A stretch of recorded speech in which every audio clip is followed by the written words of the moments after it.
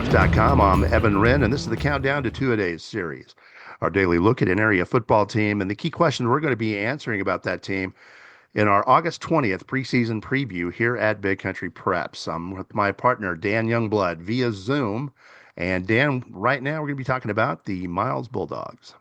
Yeah, and this is kind of a bit of a crossroads season for Coach Jason Wilhelm and the Miles Bulldogs. They've had a lot of success the last few years with a really strong and influential senior class. This year, we're going to find out just how much of that momentum they can keep. They lost a lot of talent. Only 6 of their 18 Letterman return, two stars on both sides of the ball. So a lot of questions for the Miles Yes. Bulldogs this year. We're gonna address some of those here in a little bit, but.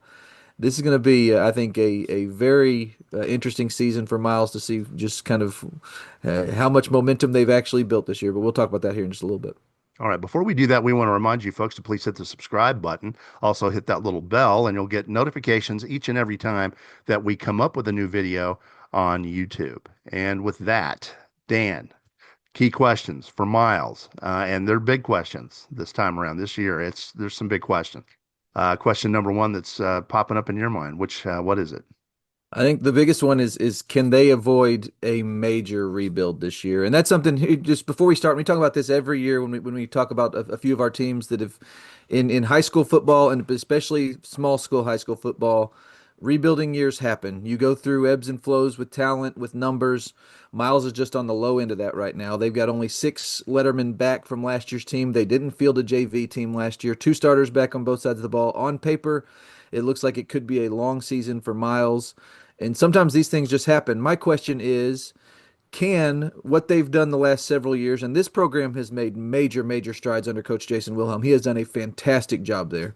Yes. Can they maintain any of that momentum and kind of avoid, the major like missing the playoff type rebuild situation? Fortunately, they're in a district in District 7 2A Division 2 where they're not alone. There are several teams kind of in flux this year, either with new coaches or also who are kind of down in numbers. So you'd like to hopefully maybe still get back to the playoffs and those sorts of things. Can Miles avoid a big time dip this year? And that's gonna be something I'm gonna be interested to watch. One thing that's gonna be to their advantage is they do return Liam Yancey, who last year proved as a sophomore to be one of the Big Country Preps coverage areas top young quarterbacks. He's a very talented kid. That's a good place to start, but just not a lot of numbers, not a lot of experience. What will this Miles season look like? Well, there's no shame in having a rebuilding year. I want to say that it hits everybody from time to time. When you graduate that many people, when you're only bringing back 6 Lettermen, Mm. um, you know, there's no shame in having to, rebuild a little bit and get it going again with some young players. And I mean, they were so thin last year they didn't even have a JV. So Mhm. there's a lot of kids on this team that don't even haven't even taken a snap. So I think that the most important thing is just for the folks in Miles to be patient and while these young kids adapt and grow. My question is this: will they be able to maintain a positive mental attitude and just focus on getting better each week, and then let things come to them? Don't get discouraged. There's going to be road bumps with a team this young. That's just the way it is. There's going to be road bumps, but get through that, maintain a positive focus on getting better week to week. And if they can do that, they're going to have a shot at snagging a playoff spot late in the year. They're going to have a shot, even though the district schedule doesn't really line up very well for them. And we'll get into that in a minute. They close with a couple of teams that are kind of in rebuilding mode as well. Again, we'll talk about that, but they have a shot at the playoffs if they can maintain just a positive mental attitude as they get better week to week. And just we added Miles to our coverage area last year, and it was neat to get to know Coach Wilhelm. And just from my experience with him, you're not going to find a more positive guy. You're not going to find a guy who's more about culture than he is. So I think that is a good place to start. I think you will have guys with good attitudes that are going to want to kind of build on what they've done. But that is definitely going to be when you have a season like this. So much of it is about mentality. So much of it is about attitude and kind of keeping the process in line and kind of focusing on getting better every day. So that is a good one, and it'll be interesting to see if they can do that. My final question, and you touched on it with your last one, is just depth. You're talking about a program with not a lot of guys who have taken snaps at any level last year. So you're talking about 6 returning Lettermen and a lot of guys who are going to be first-time varsity players and really getting experience for the first time.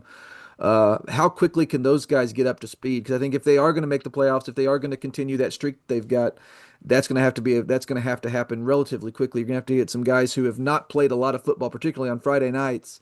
Uh, you're playing at a passable level pretty quickly. So that's going to be interesting to see, I think, as well.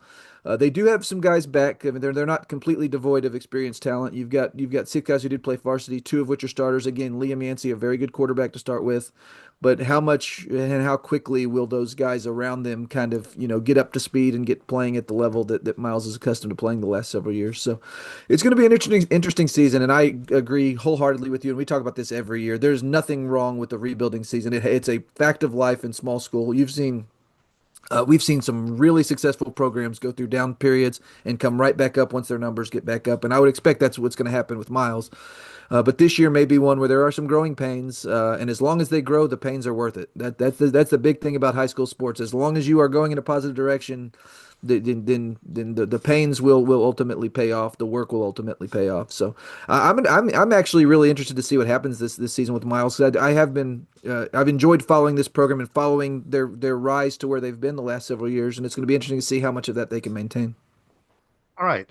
We're going to be taking a quick look at Miles' schedule here in a moment, but before we do that, we want to thank some of our sponsors, beginning with For the Love of the Game Broadcasting and our old friend Terry Slavens, owner of K-Lakes 93.5 FM out of Brackenridge, 97.7 FM KATX out of Eastland, Classic Country AM 1330 out of Graham, 94.7 FM KWKQ out of Graham, KROO 1430 AM out of Bracken, KWBY 98.5 FM out of Ranger. That is For the Love of the Game Broadcasting. Also, Rob Durham, sales consultant at Bear Chevrolet Buick Cadillac up in Breckenridge.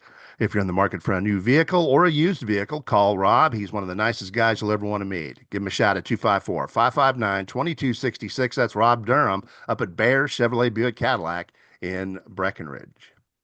And finally, Cavalry Resources and Construction, located up in Breckenridge, serving the entire big country, offering custom standing seam roofing made on location and all commercial roofing applications. Give Kobe Walker a shout at 254 246 5546. That is Cavalry Resources and Construction in Breckenridge. All right, and with that, it's time to take a look at the Bulldogs' schedule for 2025.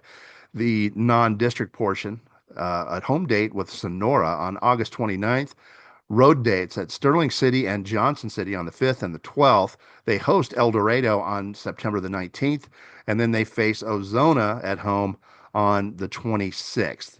Uh, that's not the easiest schedule for a young team. Every one of those teams that they're facing had some struggles last year, but every one of those teams are expecting to probably be a little bit better this year. So it's a challenging non-district portion for Miles. Uh, they're going to have to grow up and kind of in a hurry actually with that schedule.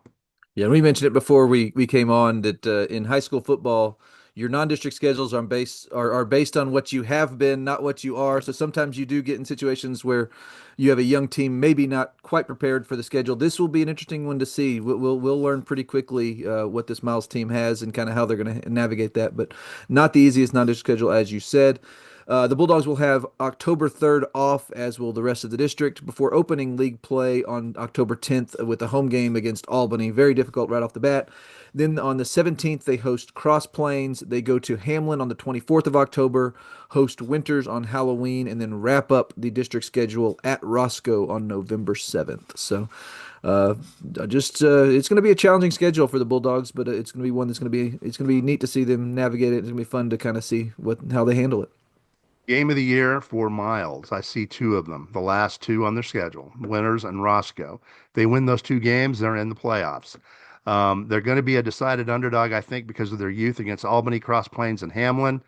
But Winners and Roscoe are kind of in the same mode a little bit, rebuilding a little bit.